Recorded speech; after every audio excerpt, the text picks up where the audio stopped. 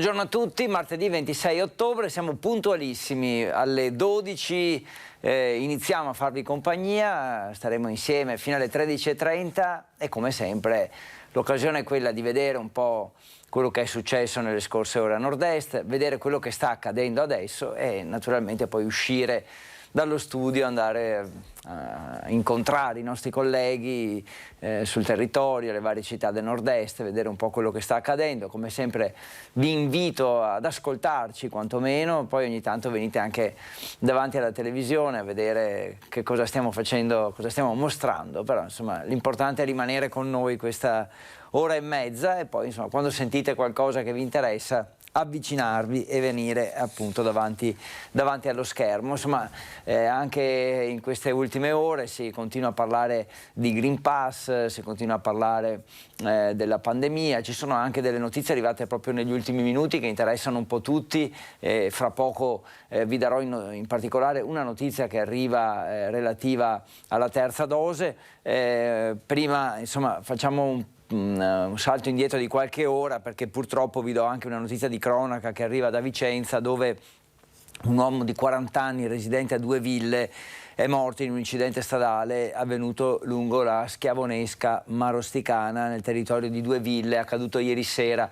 L'uomo pare stesse attraversando la strada, non si sa ancora se in bicicletta o portando la bicicletta a mano. È arrivata una Ford condotta da un uomo di 57 anni di Abano Terme che l'ha investito e insomma non c'è stato nulla da fare. Adesso appunto gli accertamenti, quindi sequestrata la macchina, la bicicletta, per capire come stava attraversando la strada, ma cambia poco ovviamente perché l'esito è stato drammatico. E vi dicevo di una notizia invece, quindi cambiamo completamente argomento, appena arrivata. E cosa dice questa notizia? La notizia viene da Roma sui vaccini, viene dal governo in pratica. E infatti il sottosegretario alla salute Pierpaolo Sileri poco fa ha detto che verosimilmente la terza dose sarà di vaccino, ovviamente stiamo parlando, sarà necessaria per tutti e verrà fatta con precedenza a chi ha avuto il vaccino Johnson & Johnson, che ha bisogno di un richiamo in tempi brevi, ma entro l'anno terza dose per personale sanitario e anziani e da gennaio al resto della popolazione, quindi probabilmente da gennaio tutti saranno chiamati alla terza dose, scaglionato in base a quando è stata somministrata la prima e la seconda, quindi da gennaio terza dose a chi per primo ha avuto la seconda dose, poi via via insomma in maniera da coprire tutta la popolazione. Questo è quello che ha appena detto il sottosegretario Sileri appunto alla stampa. C'è un'altra notizia, vediamo questa, ancora non l'avevo letta ma la leggiamo insieme.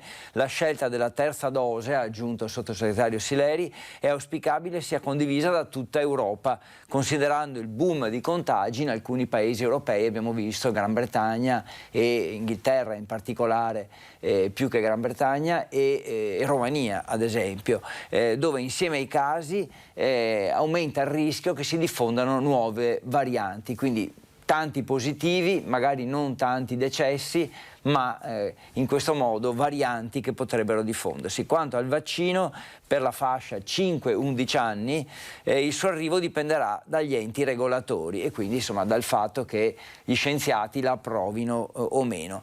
Io mio figlio lo farei senza dubbio, dice Sileri, ho un figlio di 2 anni e se ci fosse un vaccino disponibile per la sua età lo farei subito. Ecco, questo è anche un invito che arriva dal sottosegretario Sileri a vaccinarsi senza alcun dubbio. Ecco. E torniamo sempre indietro di qualche ora, sempre con la cronaca, ci spostiamo a Bassano, vediamo insieme il servizio di Vanessa Banzato, perché c'è stato un incidente per fortuna non mortale ma che ha veramente creato grossi problemi in Valsugana ieri pomeriggio. Allora insomma andiamo un po' a rivedere cos'è accaduto. 10 chilometri di coda, traffico in tilt in pieno orario di punta lungo la 47 Valsugana, dove poco dopo le 16 4 auto sono entrate in collisione. 2 donne ferite portate al San Bassiano, fortunatamente, nonostante il quadro che si è presentato agli occhi dei soccorritori fosse assai preoccupante, non sono in pericolo di vita. L'incidente stradale in territorio comunale di Valbrenta, all'altezza della casa sul fiume, ancora al vaglio dei carabinieri le cause dello scontro probabilmente provocato da un sorpasso azzardato. Le auto hanno bloccato completamente la trafficatissima arteria, mezzi pesanti, macchine fermi per ore. Il flusso è stato regolato dagli agenti della polizia locale a senso alternato. Lunghe le operazioni di recupero dei 4 veicoli, disagi pesantissimi a una viabilità già delicata lungo la Valsugana, al centro da anni di una situazione che richiede un intervento deciso. Un copione, quello che si è presentato nel pomeriggio, che pare ripetersi purtroppo puntualmente.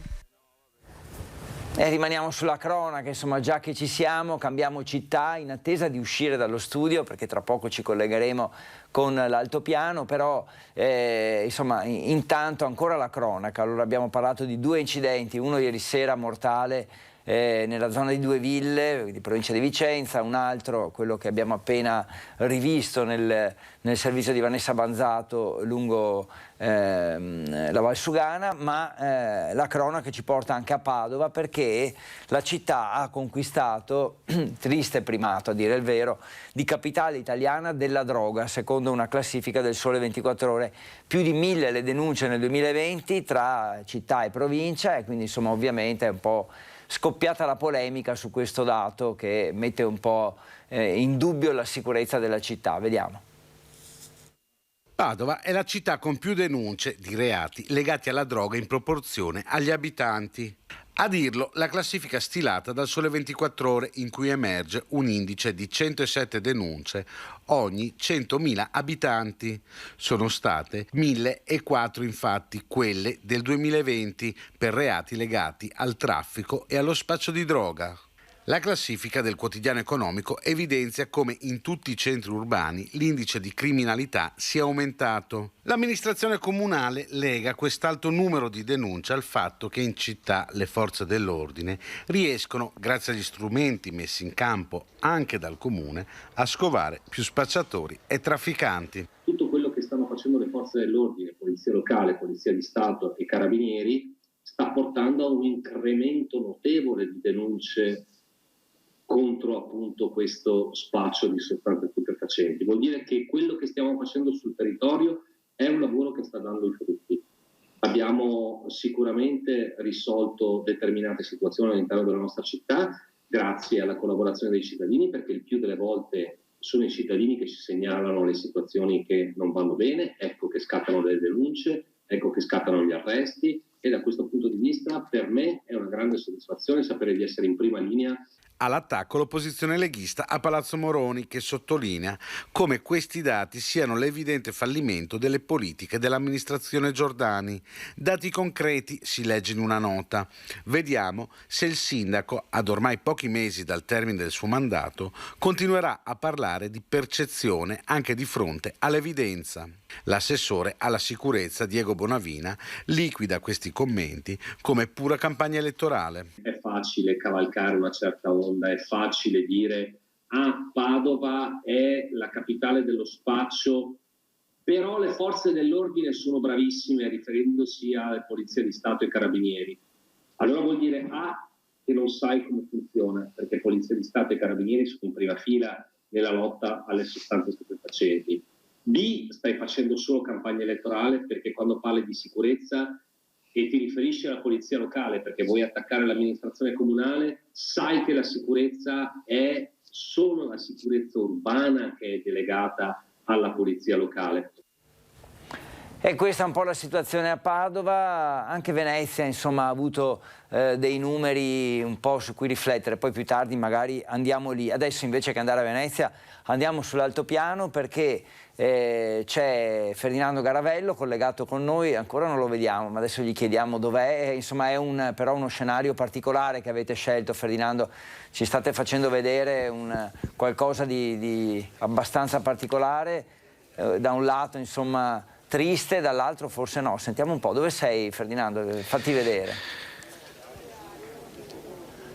Allora, Federico, buongiorno anche ai nostri telespettatori. Siamo sopra Asiago, siamo sull'altopiano dei 7 comuni, siamo a poca distanza dal forte interrotto. Qui 3 anni fa Vaia ha colpito con la sua mano di gigante e ha creato quello che avete visto con le immagini di Andrea Benetti fino a qualche istante fa, un pezzo di bosco completamente devastato dalla violenza di quello che è successo non solo sull'altopiano, naturalmente ricordiamo anche le Dolomiti, anche tutta l'area montana e non solo del Veneto. Qui si ricomincia invece a vivere, perché grazie a un progetto portato avanti da ETRA che ha permesso alle scuole del Veneto di giocare con un'applicazione e vincere alberelli da piantare. Qui sono stati piantati i primi alberelli, sono state piantate le prime essenze. Dobbiamo stare anche attenti a muoversi perché sono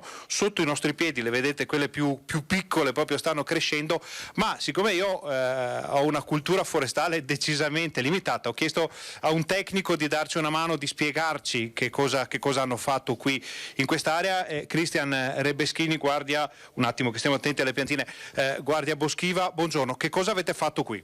Sì, qui è stato fatto un rimboschimento sperimentale in collaborazione con appunto l'Università di Padova, che ha progettato il rimboschimento. Questo è l'ultimo di 3 rimboschimenti che sono stati fatti in questa zona, e da un tecnico forestale che è un collega, Marco Pellegrini, e in collaborazione con l'Unione Montana, che ha fornito appunto la manodopera per mettere a dimora fisicamente queste piantine. E ecco, il comune di Asiago è sempre stato attento alla sostenibilità anche ambientale, è certificato FSC, insomma abbiamo cercato di dare una nuova vita ai boschi dell'altopiano dopo quello che è successo con Vaia, e quindi anche nell'ottica dei cambiamenti climatici che stanno avvenendo e anche dell'attacco di insetti scolitidi che adesso cominciano a diventare un problema qui sull'altopiano, in quanto dopo Vaia c'è stata una proliferazione di questi insetti e adesso stanno attaccando anche i boschi che sono rimasti in piedi di abete rosso. Abbiamo appunto voluto diversificare quello che sarà il bosco del futuro, piantando 9 specie diverse di alberi che andranno appunto a costituire i nuovi popolamenti forestali, che ci consentiranno appunto di avere maggiore resistenza e resilienza a quelli che saranno i disturbi che avverranno, ci dicono gli esperti, sempre più spesso nei prossimi anni. Vaia è stato un piccolo anticipo, ma abbiamo avuto anche a luglio un'altra tromba d'aria che ha colpito l'altopiano, e appunto nell'ottica di andare a fortificare i boschi e anche ad aumentare quella che è la biodiversità specifica, abbiamo appunto pensato di fare questo progetto. Allora, ci spiegava Cristian che in questa zona, Andrea ve l'ha fatto vedere prima, sono rimasti su praticamente solo i faggi, che per le loro caratteristiche, per le radici, per come sono fatte, anche per il discorso che quando è avvenuto il ciclone Vaia c'erano poche foglie su, quindi hanno fatto meno effetto vela, sono rimasti qui. Il resto si è schiantato, quindi anche le ceppaie che vedete sono di sempreverdi, quindi si vuole dare all'altopiano, ma in generale a queste zone, anche un'immagine diversa, quindi questo foliage che vediamo. Non so se voi vedete i colori come li vediamo noi, perché sembra di essere in un quadro, veramente è veramente un'emozione essere qui in questo momento. Si vuole dare un volto diverso all'altopiano. Certo, il bosco ha molte esternalità, al di là del fattore prettamente produttivo, appunto, quindi gli introiti che ci sono con il legname, che sono comunque importanti ogni anno e vanno nelle casse comunali, ci permettono di fare molti lavori. Asiago è anche una località turistica, quindi è una località piena di biodiversità, di animali e molto turistica, quindi quello che si vuole fare è anche dare un altro volto a quelli che erano dei boschi monospecifici, bui, a volte sì, aumentiamo anche quella che è la capacità ricettiva turistica anche facendo questo tipo di intervento. Allora noi liberiamo Cristian Rebeschini perché sappiamo che lo aspettano qui giù, ci sono i sindaci, c'è anche l'assessore Bottacin, poi vediamo se riusciamo a intercettarlo per una dichiarazione, una battuta su Vaia, su quello che sta succedendo ancora in Veneto. Grazie, gentilissimo e buon lavoro. Federico, io adesso chiedo a Andrea se riesce a farci vedere una di queste piantine che noi dobbiamo stare attenti a non calpestare. Vedete, da qui si parte e si arriva a un bosco come quello che vedete attorno a noi. Adesso Federico, se tu hai ancora un paio di minuti per noi, ci sta raggiungendo l'assessore regionale Giampaolo Bottacin. Possiamo fare due parole? Certo, direi proprio di sì. Ci colpisce veramente anche questi colori, in effetti, che dicevi poco fa, e questo contrasto tra i guai combinati da Vaia, ma anche il futuro, perché in effetti vedere queste piantine, ma anche questi alberi che cominciano a ricrescere, per quello dicevo prima, insomma, è uno scenario triste, ma nello stesso tempo dimostra come con l'impegno l'uomo può guardare di nuovo al futuro, ecco, per cui ci ha colpito questa cosa e vai, vedo che ti ha raggiunto Bottacino. Ho finito con la mia poesia, per cui assolutamente torniamo alle cose serie. Allora, ringraziamo l'assessore Bottacin per averci concesso qualche minuto. Assessore, si diceva poco fa che gli schianti sono l'evidenza che le persone vedono quando magari vanno in montagna, ma Vaia è stato tutt'altro, davvero. Sì, oltre agli schianti, che sono la cosa forse più visibile, ne abbiamo registrato danni su 208 comuni del Veneto. Purtroppo ci sono state 3 vittime e ci sono stati interi paesi isolati per giorni, l'interruzione dell'energia elettrica, interi acquedotti devastati, viabilità compromessa, quindi difficoltà nei collegamenti. È stata una cosa veramente complicata e questo ha fatto sì che poi dopo noi non ci siamo mai arresi. E in questi 3 anni possiamo dire oggi che sono stati attivati 2.221 cantieri per quasi 700 milioni di euro di opere. Quest'anno si continua, contiamo di appaltare altri 360 cantieri per 260 milioni di euro di opere e sono tutte opere che hanno avuto lo scopo di rimettere in sicurezza gli abitati e la viabilità, perché ovviamente l'incolumità umana viene prima di qualsiasi altra cosa.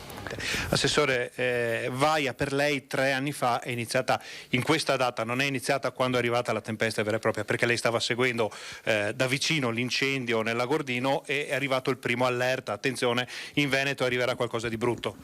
Sì, eravamo a Taibon Agordino per il grosso incendio, il più grosso incendio degli ultimi 20 anni in Veneto, incendio boschivo, e ovviamente nel tavolo di coordinamento c'era anche ARPAV, in realtà c'era ARPAV Meteo ma anche ARPAV Qualità dell'Aria, e i tecnici di ARPA cominciavano a dirci: guardate che secondo noi lunedì 29 dovrebbe succedere qualcosa di devastante. E poi hanno fatto gli approfondimenti del caso con i nostri modelli di previsione meteo molto, molto evoluti e già il venerdì, quindi con 3 giorni di anticipo, abbiamo iniziato a dare l'allertamento alla popolazione.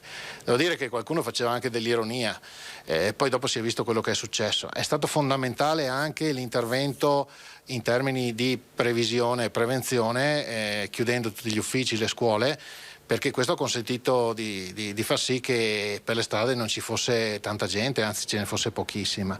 In caso contrario probabilmente il numero di vittime sarebbe stato maggiore. Un'ultima cosa, Ferdinando, volevo chiedere per il tempo che ci ha concesso, per il futuro, cioè se torniamo veramente a una sorta attimo che forse ci chiedono una domanda da studio. Così proprio da uomo della strada, mi viene da chiedere che se torneremo un po' alla normalità, se rivedremo i boschi, non penso sia solo una questione di soldi, cioè nel senso che non è per i soldi che si tornerà a vedere il bosco, ma penso per l'organizzazione e anche l'abilità dell'uomo in questo caso. Allora Assessore, ci chiedono da studio, naturalmente non è del tutto la sua materia, però ci chiedono se andremo a rivedere le montagne del Veneto con i boschi, con i nuovi boschi, e quando questo potrebbe succedere, che tempi abbiamo davanti a noi? ma per rifare i boschi ci vogliono anni se non decenni. Sicuramente ci sarà da rivedere qualcosa, perché quei territori, quelli più colpiti, avevano delle tipologie di albero, l'abete rosso in modo particolare, che ha evidenziato le sue, come dire, i suoi limiti. Nella fase di ripiantumazione si sta già procedendo utilizzando delle essenze diverse, quindi non solo la monocoltura dell'abete rosso, ma anche con altri alberi che forse sono più adatti a quei territori, e quindi noi contiamo che questo possa farci vedere fra qualche anno, qualche decennio, una montagna un po' diversa. Ricordiamoci anche di un altro tema, che in montagna il bosco sta avanzando, anche se chi vive in città fa fatica a comprenderlo, e quindi molte aree che erano destinate a pascolo e quindi agricoltura di montagna negli ultimi anni sono state sottratte al pascolo e all'agricoltura di montagna perché il bosco le ha invase. Quindi in alcuni casi forse sarà da ritornare anche un po' di più al pascolo, con qualche albero in meno in alcune zone. Quindi torneremo a Malghe. Noi di Rete Veneta andiamo spesso a visitare anche questi caposaldi della tradizione, della cultura della nostra regione. Federico, a questo punto sì, l'assessore Bottacin ci ha confermato molte delle cose che abbiamo detto prima, quindi anche l'importanza del tipo di alberi che sorgono, che vengono piantati, che vengono poi curati. Ricordiamo che la montagna comunque va curata, va tutelata. Ringraziamo l'assessore per essere stato qui con noi. A questo punto io vi ridarei la linea, magari ci risentiamo fra un po', cerchiamo qualcos'altro qui in zona, che ce n'è molto da vedere, ci risentiamo fra molto qualche minuto. Volentieri. Bene, ci vediamo tra poco. Intanto grazie a te, grazie all'assessore Bottacin. Noi ci fermiamo per un attimo, sono le 12:21, abbiamo ancora molto tempo per rimanere insieme, per raccontare quello che sta succedendo. Siamo stati sull'altopiano, abbiamo visto il progetto di rimboschimento con Etra protagonista. Ci fermiamo, dicevo, per un attimo, poi torniamo, ma usciamo subito.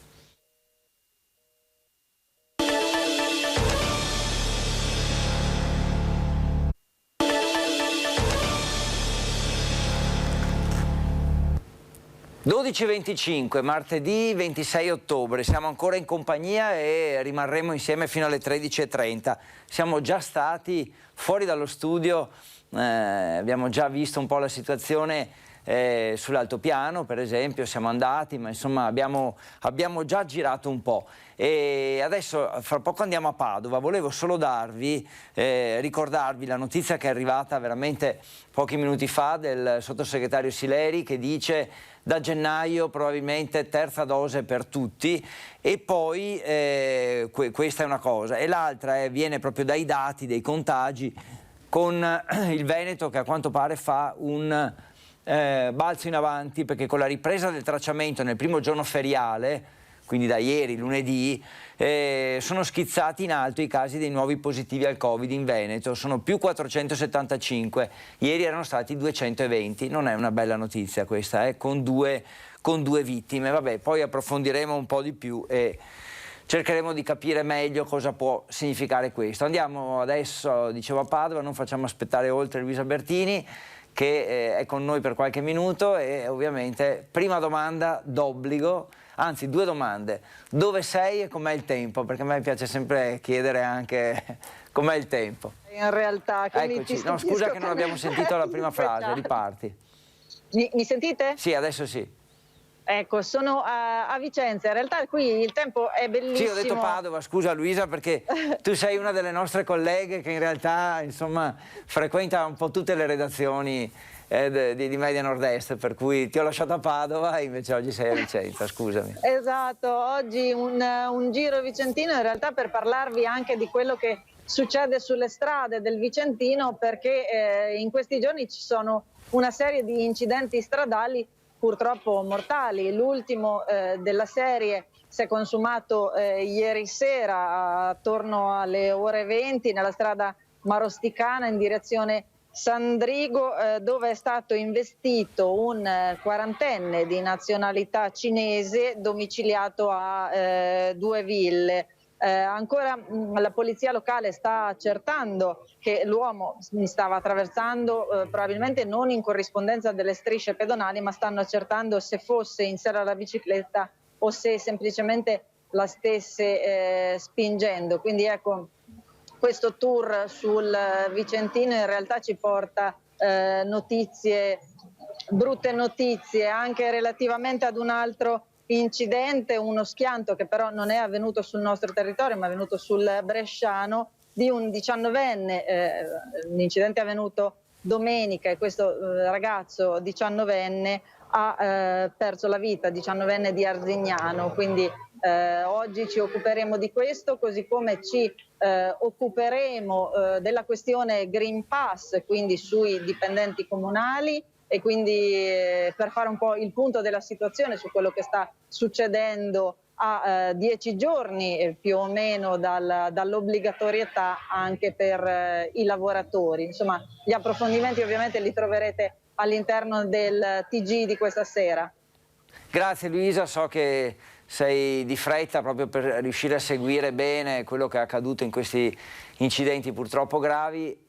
Ci sentiamo più tardi o comunque alla peggio ci vediamo questa sera con i vostri servizi. Grazie a Luisa Bertini, buon lavoro per quello che riguarda Vicenza. A proposito di traffico, c'è un dato che preoccupa, che è quello del ritardo nella costruzione della terza corsia tra Venezia e Trieste lungo la 4, perché nel 2021, quindi quest'anno, siamo già con il traffico pesante allo stesso livello del 2019 sulla Venezia-Trieste, quindi è già tornato a livelli molto alti. Nel 2022 potrebbe raggiungere il massimo di percorrenza. È stato fatto uno studio, insomma, che dice che partendo dalle previsioni di crescita del PIL che vedono un po' il rilancio dell'economia, tirando un po' le somme, tirando le stime su questo sviluppo, si intuisce, si prevede che ci sarà veramente un picco di traffico anche dovuto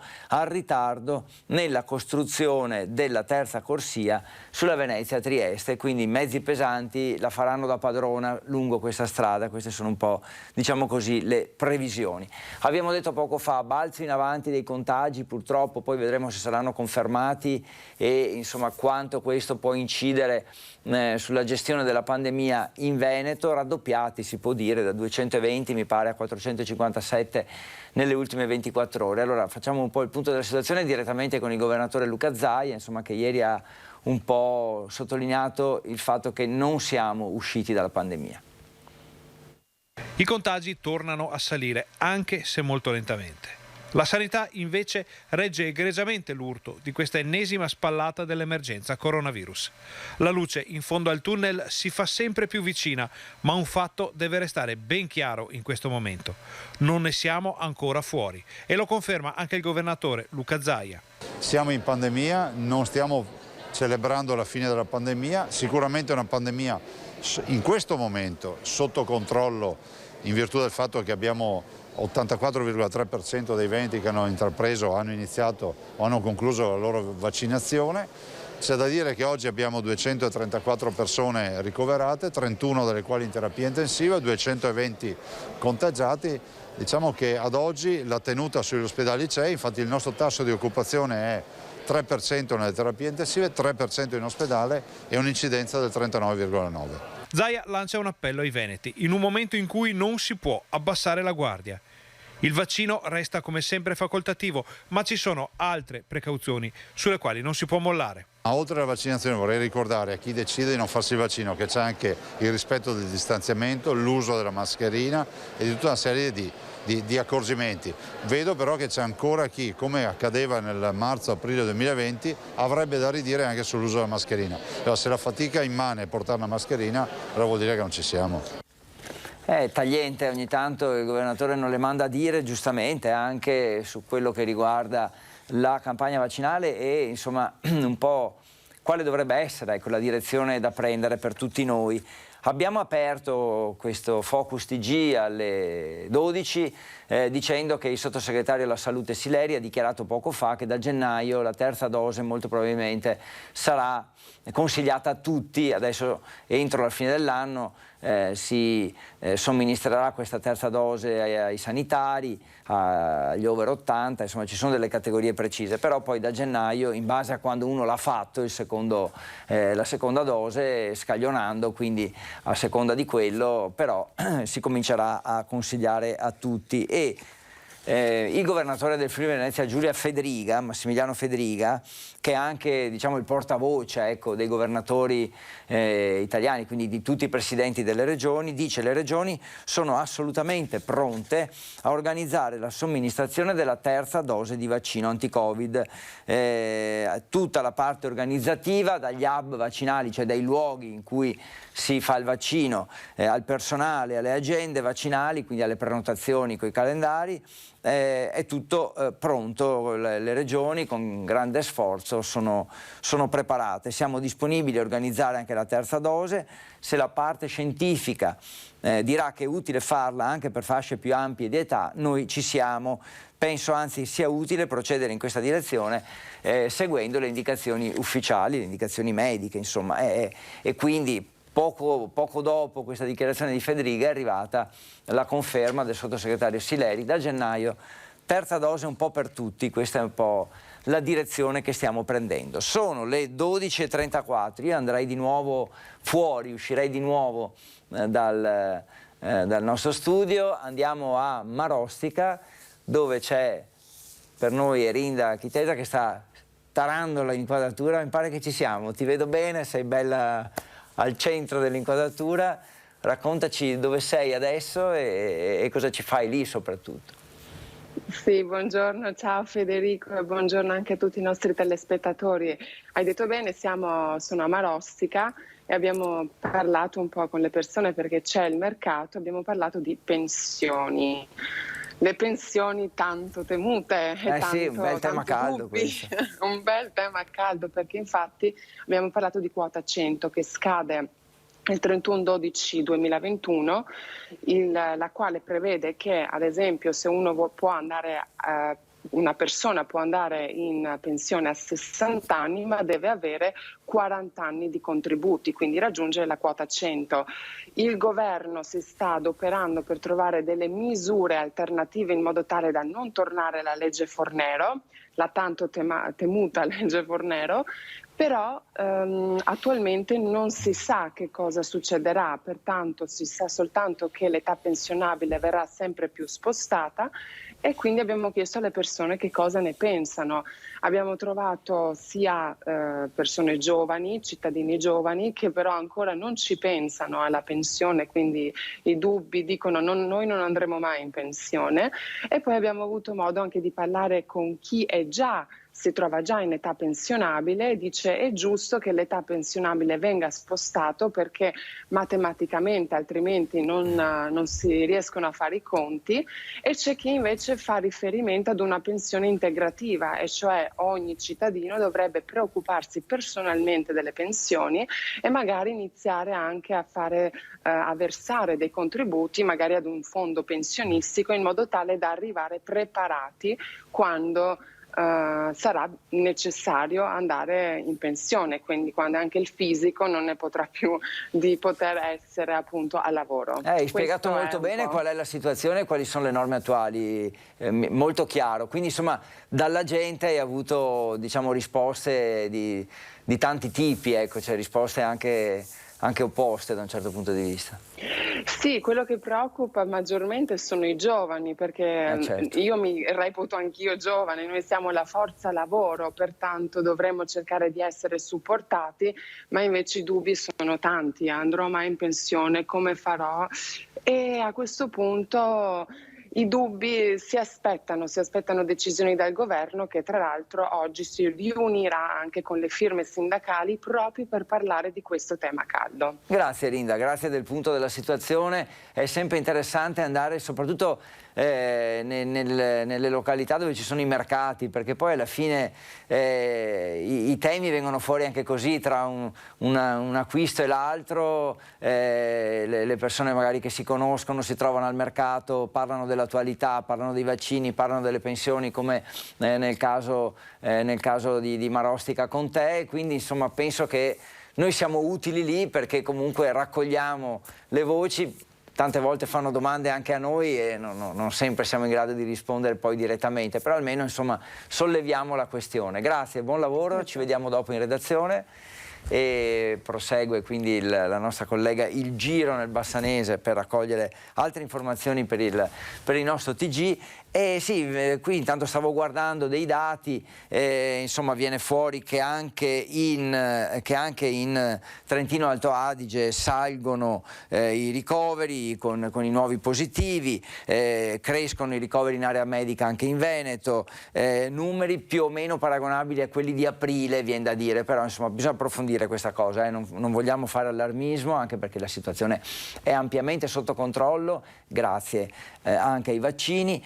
Accelera la somministrazione, siamo in Veneto sempre, delle terze dosi di vaccino anti-Covid, mentre si ferma invece chi deve sottoporsi alla prima dose, quindi poche prime dosi, aumentano le terze dosi, viene da pensare che chi finora non si è ancora vaccinato per nulla difficilmente lo farà ora, però insomma noi lo speriamo ovviamente perché è importantissimo per contrastare il virus e anche per l'economia importante della campagna vaccinale. L'economia ha ripreso alla grande, adesso vi faccio sentire qualche numero specialmente relativo al Veneto, sono numeri importanti, numeri positivi, numeri in crescita. E insomma i vaccini servono anche a questo, a non tornare indietro per quello che riguarda la ripresa dell'economia. Sentiamo. Arrivano i dati dell'economia veneta ed ecco la conferma che dopo il periodo buio del Covid, negli ultimi mesi hanno ricominciato a crescere il PIL, i consumi e soprattutto il vino. Il PIL, dopo aver perso il 9% in Veneto nel 2020, è in decisa risalita, tanto che le previsioni per il 2021 sono di un più 5,9%, meglio della media italiana. Anche i consumi delle famiglie ripartiranno, così come gli investimenti nella nostra regione. Un ottimismo confermato da altre 3 voci del bollettino socio-economico, il balzo in avanti delle esportazioni, trainate da metallo, macchinari e moda, e l'impennata del mercato del vino, che supera anche i dati registrati prima della pandemia nel 2019, infine la ripresa del turismo. I dati non sono ancora quelli del 2019, ma l'estate ha portato un grande ottimismo con un aumento di assunzioni e di posti di lavoro. Tra poco usciamo di nuovo dallo studio, andiamo, a parte che torneremo sicuramente sull'altopiano con Ferdinando, ma non solo, andiamo anche sul Monte Grappa, fra poco vi porto lì per mano, poi dobbiamo anche andare a Padova, dobbiamo andare a Treviso, insomma dobbiamo sbrigarci, quindi brevissima pausa, poi torniamo e abbiamo ancora tante notizie e tante immagini, perché i collegamenti che facciamo con i nostri colleghi all'esterno significa anche immagini che vengono da fuori, insomma è una televisione la nostra e quindi è fondamentale anche farvi vedere dove andiamo.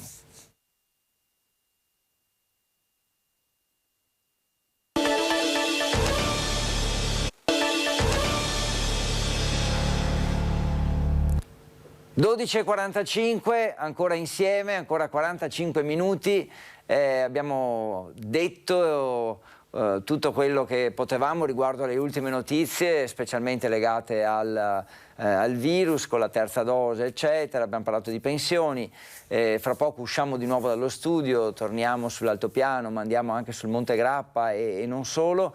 A proposito in un certo senso di pandemia, abbiamo detto poco fa che le prime dosi hanno rallentato davvero tanto, cioè sono davvero pochi per il momento quelli che si avvicinano alla prima dose. Facciamo il punto della situazione in una ULSS specifica, cioè l'ULSS 7 che è quella di Bassano, insomma diciamo della Pedemontana, ecco, per essere più precisi. Vediamo qual è la situazione, che è abbastanza poi simile in realtà anche al resto del Veneto.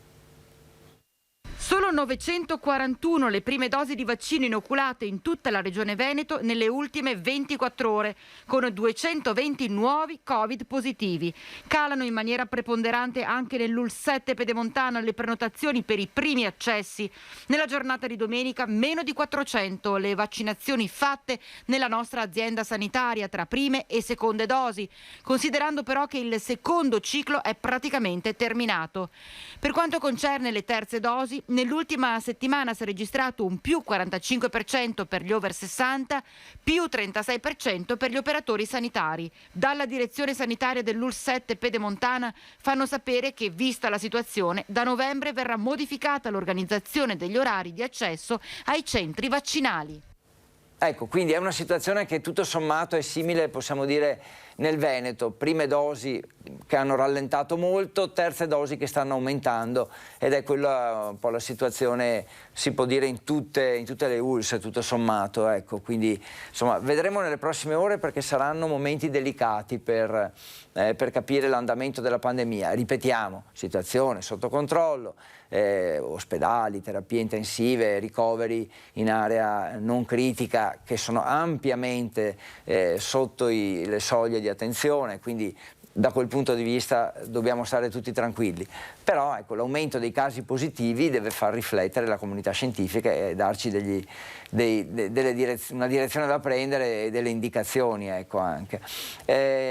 Io vedo Christian Arboit che si sta muovendo a Treviso, penso sia in municipio, non so, adesso glielo chiediamo appena si ferma, se no vi facciamo girare la testa, quindi quando è fermo mi fa segno, eccolo qua, col pollice, ma non c'è bisogno perché è fermo. Allora, Christian, raccontaci dove sei, aspetta che ancora non ti sentiamo, però raccontaci soprattutto dove sei, ovviamente, e cosa stai seguendo a Treviso.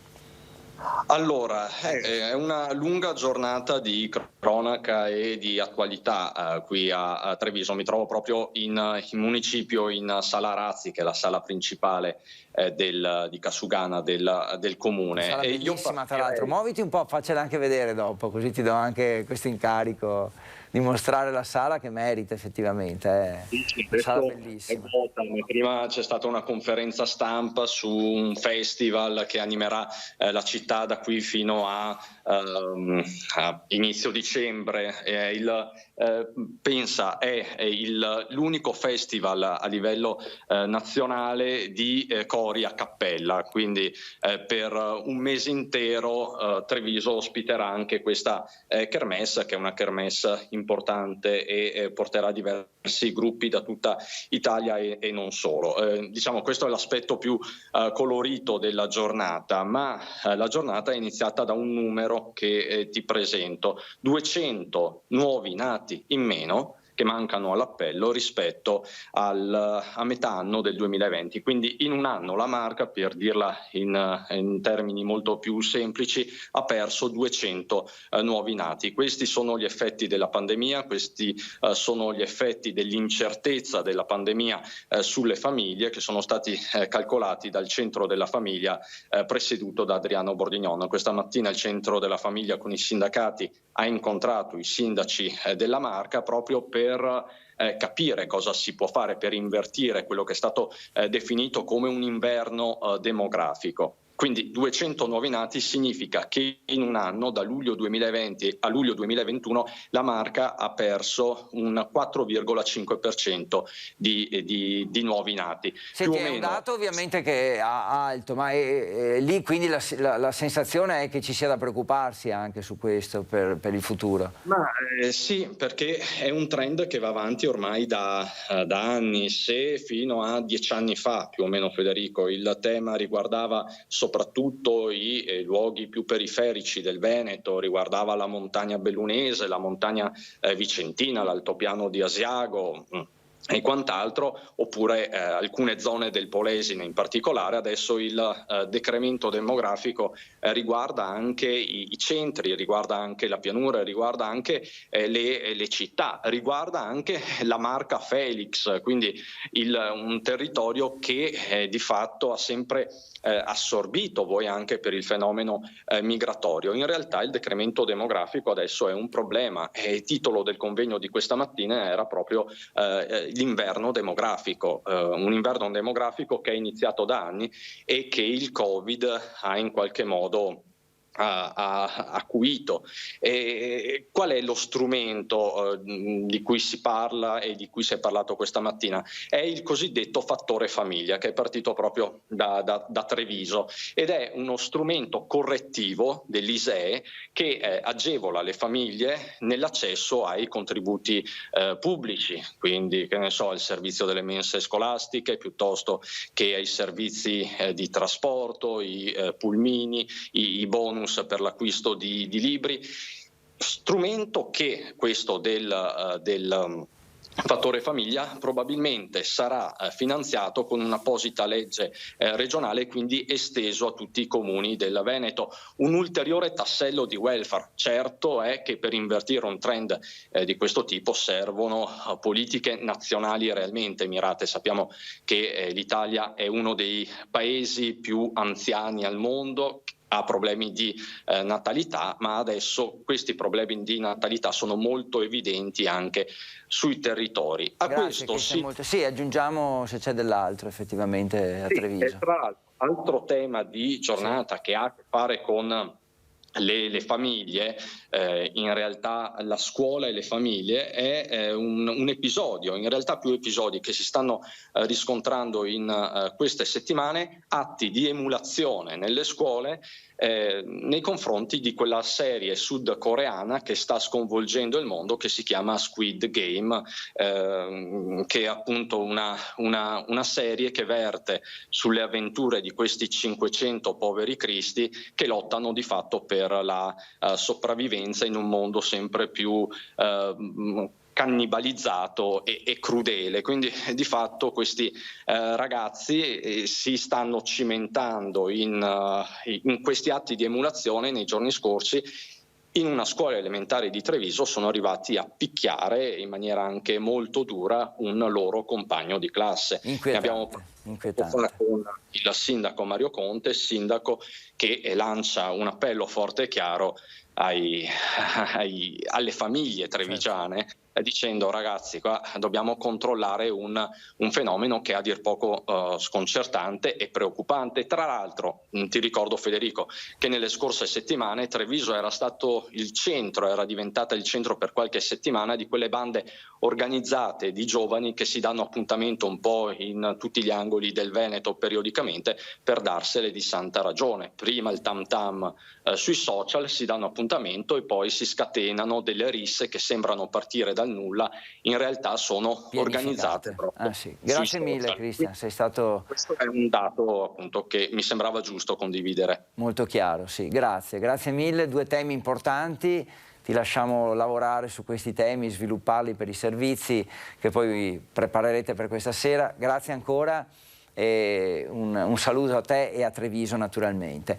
Fra poco usciamo di nuovo, andiamo sull'altopiano. Prima però parliamo di questa mostra itinerante, le creazioni dei bimbi veneti durante la pandemia, una mostra che toccherà tutti i 7 capoluoghi della regione per concludersi a Vo, quindi ovviamente un luogo simbolico, a giugno, e questa mostra itinerante è stata presentata a Venezia.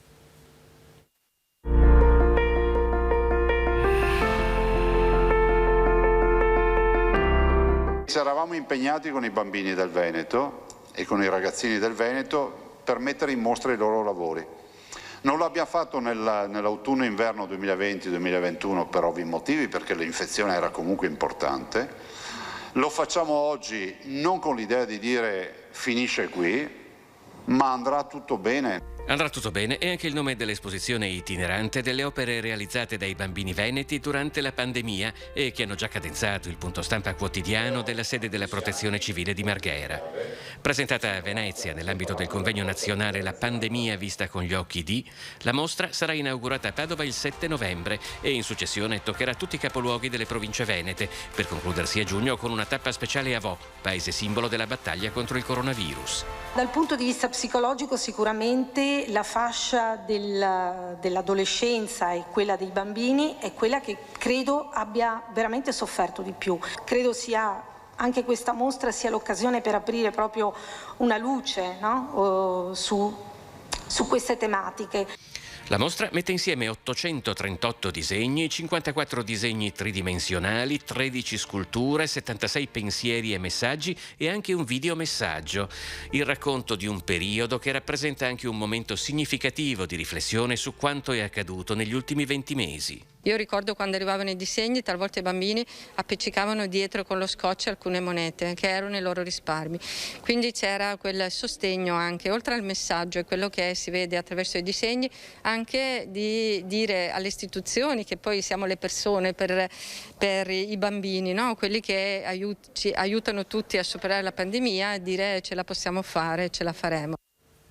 Non perdo tempo, non vi racconto altro, non mi dilungo in chiacchiere, ma andiamo subito, anzi torniamo subito sull'altopiano. Abbiamo visto questo con Ferdinando una ventina di minuti fa, questo progetto per il rimboschimento dopo Vaia. Penso che Ferdinando si sia spostato in un altro posto, sentiamo dov'è. Ferdinando, a te. Buongiorno Federico, buongiorno di nuovo anche ai nostri telespettatori. Siamo saliti di qualche decina di metri in altitudine, in quota. Siamo al Forte Interrotto, poi ve lo facciamo vedere, ma prima vi facciamo vedere questo territorio, questa area colpita anche qui in modo devastante da Vaia. Ormai 3 anni fa si comincia ad avvicinarsi a questa ricorrenza triste, che però ci dà anche lo spunto per parlare di rinascita. Intanto volevo far notare magari ai telespettatori che hanno seguito la nostra diretta di qualche minuto fa che effettivamente anche qui alcune essenze arboree, alcuni tipi di alberi hanno resistito alla violenza di Vaia. Vedete dietro di noi ci sono, là sotto ci sono i sempreverdi, ci sono dei larici e ci sono dei faggi che hanno resistito alla violenza del tifone, chiamiamolo, non sappiamo neppure come chiamarlo. Qui sono state piantumate altre piantine, non so se riesce a farci vedere, ma in mezzo a questa devastazione ci sono delle bandierine rosse che segnano il punto in cui sono stati piantati gli alberelli. Sono una spanna, poveretti, in questo momento, ma cresceranno e daranno un nuovo volto, perché anche qui, se guardate le ceppaie che abbiamo sotto i nostri occhi, i ceppi abbandonati qui dopo la tempesta, erano tutti sempreverdi, erano abeti, erano altri alberi che non potevano resistere a quello che è successo. Andrea, facciamo vedere questi tronchi. Questi tronchi sono i tronchi degli alberi che sono stati schiantati qui in questa zona e potete capire benissimo la differenza fra un faggio che per sua natura si piega alla forza del vento e invece degli alberi come questi che con il fogliame, si chiama fogliame ma in realtà sono con i loro aghi, fanno un effetto vela e sono crollati creando quello che abbiamo visto qui. Quindi la vita riparte anche da qui, un po' aiutata certamente possiamo dire, perché chi ha deciso che cosa piantare da queste parti ha fatto una scelta anche per cambiare il volto, la tipologia, quindi fra qualche decennio chi avrà la fortuna di passare da queste parti non avrà più questa visuale, avrà una visuale diversa con un bosco di faggi, magari qualche carpino, dei colori diversi, quindi magari un foliage, si chiama foliage, chiamiamolo autunno perché insomma è un po' più bello come definizione. Adesso chiedo ad Andrea se ci fa vedere, da qui vedete tutto l'altopiano, là c'è Gallio, in fondo si vede il trampolino di Gallio, queste sono le melette, c'è una vista veramente fantastica, ma alle nostre spalle, adesso vediamo se con Andrea riusciamo a farvelo vedere, c'è un forte. Vieni Andrea, ci avviciniamo al forte, facciamo vedere questa struttura. Questo è un forte un po' particolare. Intanto Federico, mi dai qualche istante per raccontare che cosa stiamo vedendo? Sì, certo. Allora, questo è detto Forte Interrotto, propriamente non è un vero e proprio forte perché era una caserma che era stata costruita nell'800 per scopi difensivi. qui addirittura era stata costruita, pare, dobbiamo ancora informarci bene, ma pare che fosse stata costruita per gli alpini del Bassano. Poi allo scoppio della prima guerra mondiale non ha fatto una vita molto lunga, perché è stata presa dagli austriaci già nel 1916 durante l'avanzata, e da quel momento è diventata un po' una sfida nel fianco per gli italiani nell'altra parte dell'altopiano, per il semplice motivo che da qui si vede tutto. Erano stati installati dei fari, era diventato un punto d'osservazione davvero imprescindibile per quel periodo di guerra, però non ha mai sparato un colpo, perché qui non c'erano cannoni, non c'erano i cannoni come magari i nostri telespettatori hanno presente qualcosa del Forte Lisser o del Forte sul Verena, insomma erano altre strutture. Questa era una caserma vera e propria, questa è una vera archeologia di guerra, possiamo chiamarla così. Ci sarebbero dei colleghi che potrebbero parlarne molto meglio di noi, però già vederla così è veramente interessante. E Andrea, vediamo se non siamo troppo controluce, vi facciamo vedere il panorama che si gode da qui. Lì sotto luccicano le finestre, i tetti di Asiago, si vede anche un po' più in là il Sacrario dell'Aiten, di là c'è Gallio, è un posto bellissimo, insomma fare una diretta da qui possiamo dire che è un po' diverso dal solito. Allora Federico, noi siamo venuti qui a vedere anche il forte, abbiamo approfittato facendo un paio di metri in più, giusto per dire che la vita rinasce e continua sempre. Quello che era una struttura di guerra diventa adesso un punto di riferimento per il turismo, quello che era un'area schiantata, devastata da vaia, diventa un nuovo inizio per l'altopiano, con nuovi alberi, con una nuova tipologia, un nuovo volto per questo territorio. Noi non possiamo fare altro che raccontarlo e viverlo, magari. Grazie Ferdinando, raccontato con un sorriso che fa capire quanto sia anche emozionante, se vogliamo, trovarsi in questi luoghi e poter un po' raccontare ai telespettatori, sintetizzando che cosa rappresentano. Poi lo scopo è quello anche di far venire voglia di andare lì, di fare una scampagnata. Per cui grazie Ferdinando, fermatevi a pranzo da qualche parte naturalmente, tu e Andrea, e poi tornate rifocillati, portateci qualcosa. Grazie e buon lavoro ovviamente. Noi ci fermiamo per un attimo, dobbiamo poi uscire di nuovo, vi avevo promesso che andavamo sul Grappa, lo faremo e andremo anche a Padova, ci vediamo tra un paio di minuti.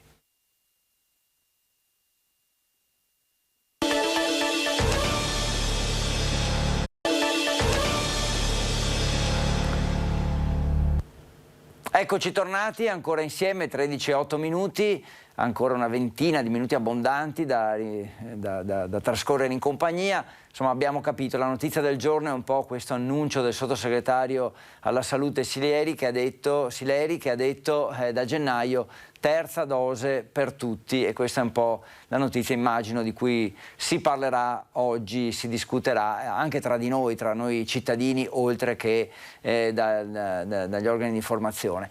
Vi avevo detto che dall'altopiano poi ci saremmo spostati sul Grappa, lì c'è Alex Giuliano con un generale dell'esercito, andiamo un po' a capire che cosa sta succedendo da quelle parti. Alex. Federico, buongiorno, siamo qui al Sacrario del Grappa, alle mie spalle la demolizione dell'ex base NATO, un giorno importante per restituire un aspetto che sia rispettoso di quello che è il contorno della montagna, di quello che è anche la sensibilità di chi considera questi luoghi sacri. E qui con me abbiamo un graditissimo ospite, il generale De Cico, che è il coordinatore, il responsabile, il commissario generale del Onor Caduti. Quindi generale, un giorno che possiamo considerare storico per il Sacrario di Cima Grappa. Un giorno sicuramente storico per il Sacrario, per tutte le comunità locali e in generale per tutta l'area di responsabilità dell'ente che ho il privilegio di dirigere da circa un anno e che ha per le responsabilità la valorizzazione e la tutela della memoria di tutti i nostri caduti in Italia e all'estero. Diamo qualche informazione in più ai nostri telespettatori riguardo le modalità di demolizione, le tempistiche, insomma qual è il progetto che sta nascendo. Bene, oggi abbiamo avviato la fase di demolizione vera e propria della ex area NATO e degli edifici annessi che qui non sono visibili da questa posizione, quindi a sottolineare la complessità del lavoro. È un intervento che stiamo effettuando grazie al concorso del secondo reggimento generale alcune quartatori dell'esercito, che ci consentirà di accelerare le operazioni. Se le condizioni meteorologiche rimarranno favorevoli, diciamo nell'arco di una decina di giornate lavorative dovremmo portare a termine la missione. Sarà seguita questa attività una seconda fase che prevede il recupero dei materiali inerti e la triturazione dei rifiuti solidi da parte di un operatore economico civile che è stato individuato dalla Presidenza del Consiglio, struttura di missione per la celebrazione degli avvenimenti di carattere nazionale. Anche questa fase durerà all'incirca una ventina di giorni lavorativi. Presumiamo che entro fine novembre, se le condizioni meteorologiche rimarranno favorevoli, di portare a termine questa attività. Ma ancora di più l'anno prossimo, con la primavera, riporteremo tutto lo stato naturale con del terreno vegetale per ridare alla montagna il suo aspetto di naturalezza nell'ambito del contesto paesaggistico bellissimo che è alla base di questo sacrario importantissimo. E allora noi ringraziamo il generale. Federico, ti restituisco la linea perché ci sono tanti colleghi presenti qui per le domande di rito. Noi ci ricolleghiamo tra poco con altri aggiornamenti. Molto bene, grazie Alex, ci vediamo tra poco. Dalla Grappa ci spostiamo adesso e andiamo a Cittadella, perché è una di quelle località dove la fiera franca hanno una tradizione enorme. Vi ricorderete, un paio di settimane fa siamo stati a quella di Bassano, si è conclusa proprio nello scorso fine settimana quella di Arsego, che è un'altra che ha veramente centinaia di anni di storia. Adesso inquadriamo quella di Cittadella, che è andata in scena proprio in questi giorni. Insomma, gradualmente tutte le fiere, tutti questi eventi legati al nostro territorio, alla nostra tradizione, per fortuna sono tornati a vivere. Ottimismo, ripartenza, fiducia, economia e tradizione sono queste le parole più usate dai visitatori della 427esima edizione della Fiera Franca di Cittadella. Un'edizione che ha ridato respiro a un evento tanto atteso, un evento che affonda le sue radici nella storia nei primi anni del 1200, che l'anno scorso, causa pandemia, non si è potuto svolgere, ma che quest'anno ha fatto realizzare e concretizzare numeri da record. Domenica abbiamo avuto una giornata importante, quasi 100.000 visitatori in tutta l'area fiera. Oggi la giornata dedicata, diciamo, un po' più ai cittadellesi, la giornata dedicata al mercato del bestiame e quindi all'agricoltura. Proprio dal bestiame e dai prodotti della terra si vuole ripartire, anche se le difficoltà non mancano. Tutto il comparto dell'agricoltura purtroppo sta soffrendo, i margini si vanno a ridurre e quindi è chiaro che fare l'agricoltore è un lavoro difficilissimo, impegnativo, non ci sono ferie, non ci sono pause, avere i margini sempre più ridotti è chiaro che mette in difficoltà un po' tutto il settore.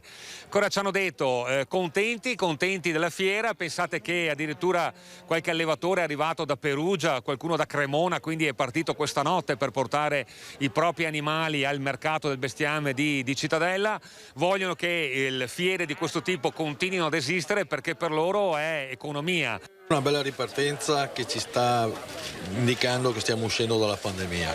E dà respiro all'Alta Padovana perché l'agricoltura in genere, ma anche gli allevamenti, sono importantissimi. Poi c'è una filiera lunga con anche il recupero per il biogas e così via. Sono importanti perché questi territori sono storicamente innamorati di questa attività.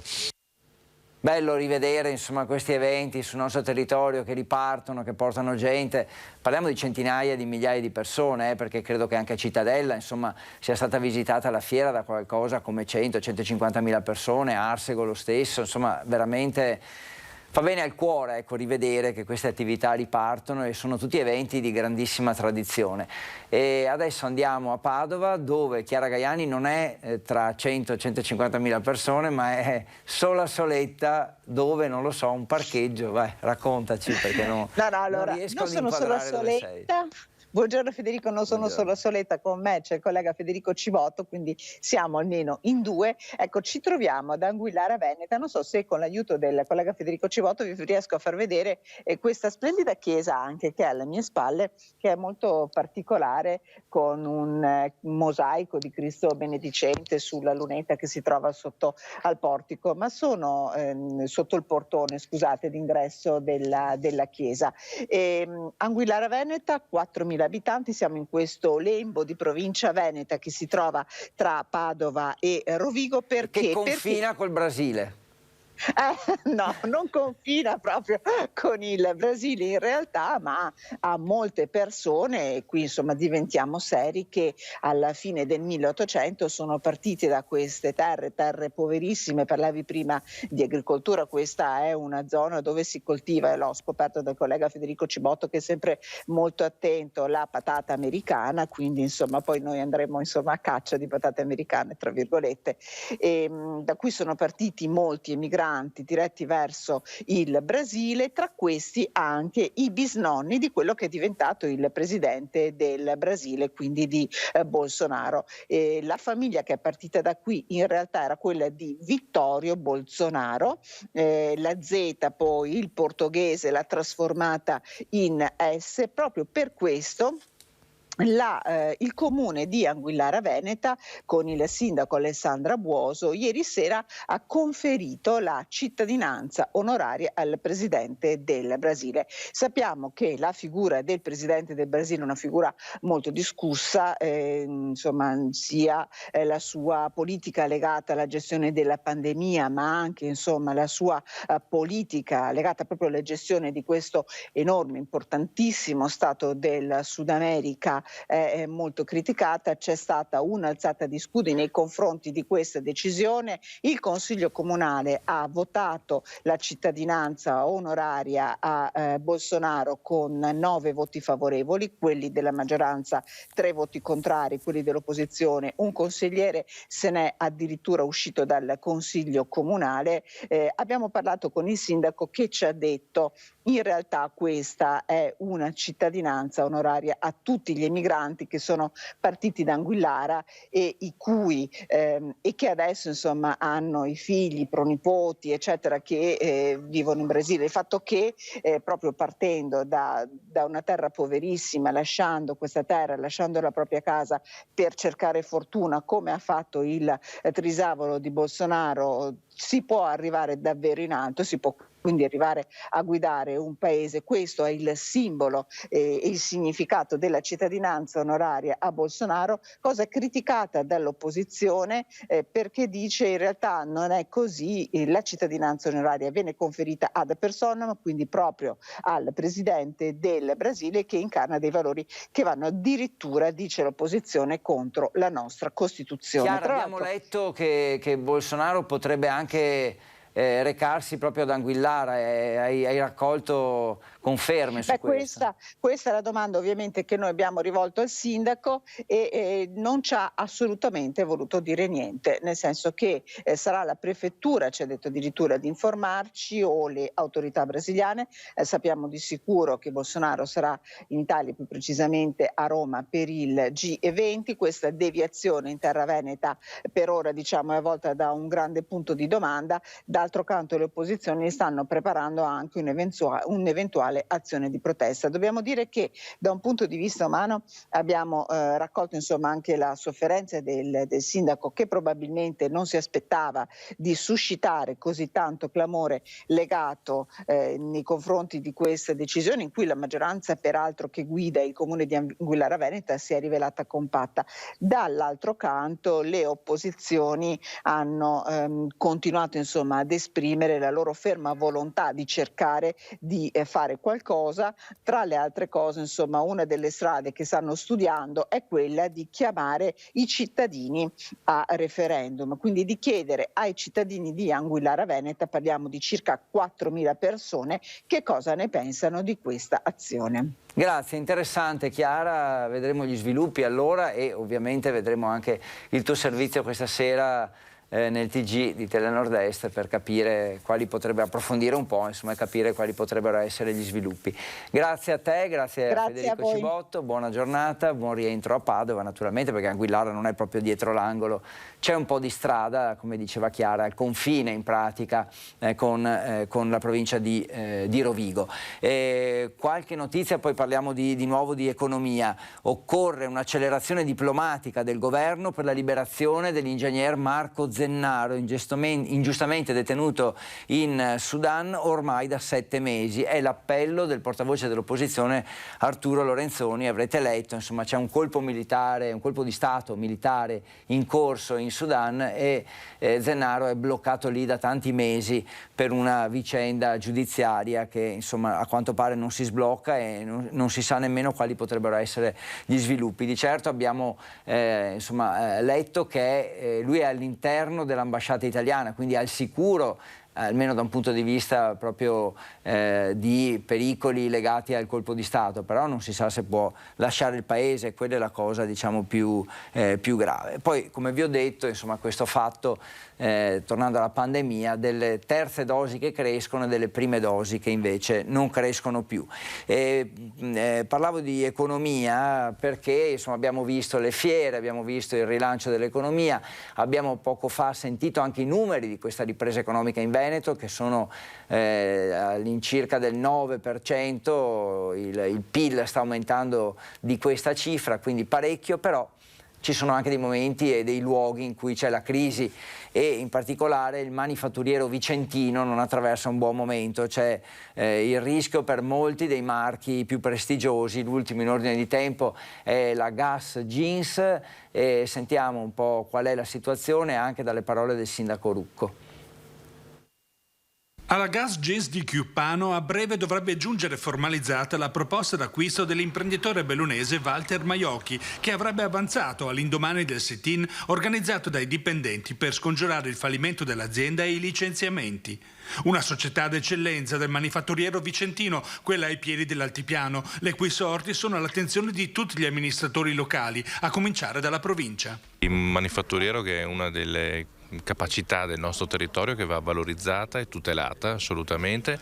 Tutte le associazioni di categoria sono al fianco naturalmente di queste realtà, e Gas è un nome, per esempio, che è andato nel mondo, quindi voglio dire grazie anche alle sponsorizzazioni del motomondiale ad esempio, e quindi da questo punto di vista come amministratore abbiamo il dovere di stare vicino ai dipendenti e all'azienda. Dopo il fallimento del piano concordatario si sarebbero riaccese dunque le speranze di salvataggio dei 200 dipendenti più l'indotto per il prestigioso marchio del denim. Le trattative vanno incoraggiate. Finché si possa trovare una soluzione attraverso il tavolo regionale e nazionale del Ministero del Mise, credo che se c'è la volontà politica ma anche industriale si possa trovare una soluzione per risolvere questo problema, garantire a queste persone una continuità lavorativa che in questo momento è altrettanto necessaria. Non solo Gas Jeans in provincia di Vicenza, altre aziende del manifatturiero sono in difficoltà di ripresa post pandemia, nonostante le incoraggianti prospettive. Salvaguardare un patrimonio, quello del manifatturiero, che sta vivendo un momento di crisi. Le aziende in crisi sono diverse,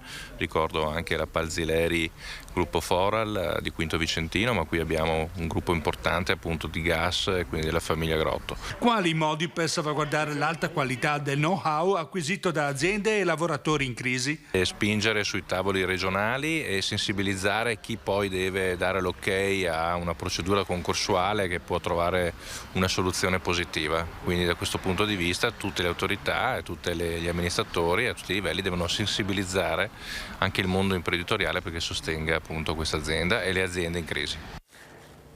Avete sentito, mi correggo, comunque diciamo che come si dice in gergo, il sottopancia, cioè la qualifica dell'intervistato era chiara. Io avevo detto il sindaco, ma no, ovviamente eravamo a Chiuppano, quindi Rucco è il sindaco di Vicenza, ma in questo caso parlava come presidente della provincia di Vicenza, che ha competenza anche nel cercare, insomma, di aiutare i momenti di crisi nelle aziende, proprio, insomma, facilitando o comunque cercando di far incontrare le varie versioni, le varie posizioni, ecco, meglio, e cercare di guardare avanti. E poi vi do un'altra notizia che viene dalla CNA Veneto, quindi è la Confederazione degli Artigiani, che dicono ok al Green Pass ma meno burocrazia. Quindi la CNA del Veneto chiede di avere una facilitazione, quindi un alleggerimento della burocrazia per non mettere in crisi e non rallentare ripresa e lavoro soprattutto degli artigiani. Sulla terza dose invece il presidente del Friuli Venezia Giulia, Massimiliano Fedriga, ha detto siamo pronti come regioni, lui è anche il portavoce delle regioni, e dice siamo pronti con la terza dose, cioè siamo organizzati e pronti a fare partire questa nuova campagna vaccinale legata alla terza dose, mentre abbiamo detto più volte nel corso di questo Focus TG che è la prima dose che ha rallentato, cioè chi deve ancora iniziare il suo ciclo vaccinale. Siamo stati poco fa sul Grappa con Alex Giuliano, c'è questo abbattimento di questa opera che non serve più, ecco, mettiamola così, come ci ha spiegato bene il generale che era con lui. Torniamo sul Grappa, Alex, di nuovo, approfondiamo un po' quello che stai vedendo e quello che state facendo.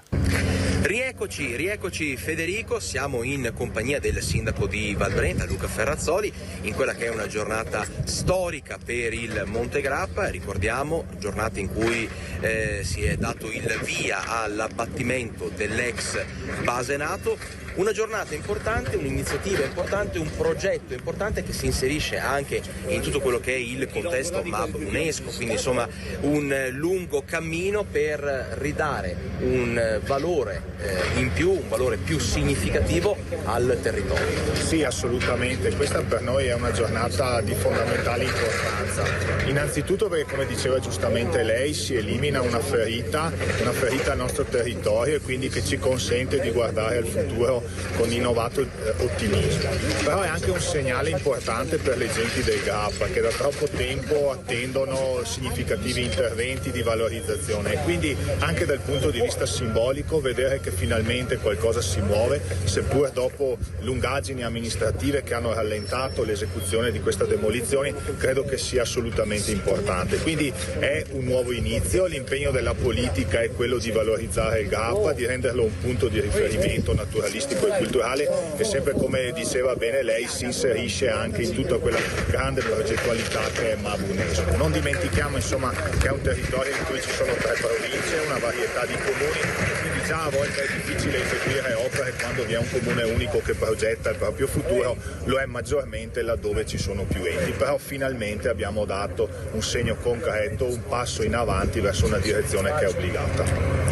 Una direzione obbligata, una direzione che, come abbiamo sentito prima dalle parole del generale Di Cicco, completerà il primo iter nel giro di un mese con i lavori di demolizione e poi di recupero di tutti i detriti per poi completarsi nel 2022, insomma in primavera, con tanti progetti di cui vi racconteremo. Abbiamo raccolto, perdonatemi la ripetizione, tante dichiarazioni, tante testimonianze importanti che vi riporteremo nei nostri telegiornali nel corso dello spazio dedicato all'informazione serale su Rete Veneta. Quindi io continuerei il mio reportage, il mio tour fra le macerie dell'ex base NATO. Se non hai altre domande, Federico, ti restituisco la linea. No, va bene così, Alex, anche perché ormai noi siamo quasi in chiusura e quindi poi tornerai col materiale raccolto per poi costruire e preparare i servizi per i TG. Insomma, siamo stati sull'altopiano di Asiago con Ferdinando Garavello, siamo stati qui sul Grappa con Alex Giuliano. Ancora montagna, a questo punto andiamo anche a Belluno, già che ci siamo, finiamo il giro delle nostre montagne a Belluno per fare un po' il punto della situazione del Green Pass da quelle parti. Il presidente di Confcommercio Belluno è persona che fino ad oggi non ha mai fatto mistero del suo pensiero sul vaccino e su chi scende in piazza a manifestare per la libertà. Le polemiche non sono mancate, ma la sua posizione è salda e univoca. Si vaccina, crea dei danni economici a imprese che chi si ammala oggi in grandissima parte è chi non è vaccinato e questi sono costi per la collettività tutta. Dall'entrata in vigore del Green Pass obbligatorio nei luoghi di lavoro, Paolo Doglioni ha spiegato che l'imposizione del controllo del certificato verde ha creato maggiori costi alle imprese. Tuttavia il bilancio Green Pass negli esercizi commerciali del bellunese è positivo. Io lo fornisco anche volentieri. Lo fornisco volentieri perché in quel posto dove tutti si sentono protetti, c'è una tranquillità in più. Perciò bene. Diciamo che sono emergenze di guerra, perché siamo in guerra. Il vaccino è la nostra unica arma. Severo il giudizio di Doglioni su chi scende in piazza a manifestare. Il suo appello è di affidarsi alla scienza. Io credo che la maggioranza dei Novax siano persone che hanno paura o non sono documentate, ma all'interno di questo gruppo ci sono anche delle persone che sfruttano il malumore per creare problemi sociali. Io guardo con simpatia l'Austria che dice facciamo il lockdown per i non vaccinati, perché chi non si vaccina fa un danno economico a tutti, oltre che un danno, un rischio sociale. Grazie a Tiziana Bolognani per questo servizio da Belluno, avete sentito la posizione, insomma, anche lì delle categorie economiche. Ci stiamo per salutare, purtroppo insomma, vi devo salutare con una brutta notizia che arriva da Verona, perché una donna ha ucciso questa mattina le due figlie di 11 e 3 anni che erano ospiti con lei in una casa di accoglienza a Verona. Questa è una notizia veramente arrivata da pochissimo e che ci dice anche che la madre poi si è allontanata dalla struttura e attualmente è ricercata. Le due bambine sono state scoperte, i corpi senza vita, da un'altra ospite della casa ed erano lì in forza di un provvedimento dell'autorità giudiziaria, quindi sicuramente una situazione molto molto drammatica. E noi ci salutiamo perché sono arrivate le 13:31, quindi vi auguro buon pranzo da parte mia e di tutti i miei colleghi qui in regia. Vi do appuntamento naturalmente a domani per Focus TG, ma vi chiedo anche di rimanere con noi tutto il pomeriggio fino ai nostri notiziari di questa sera, quindi grazie ancora e buon pomeriggio a tutti.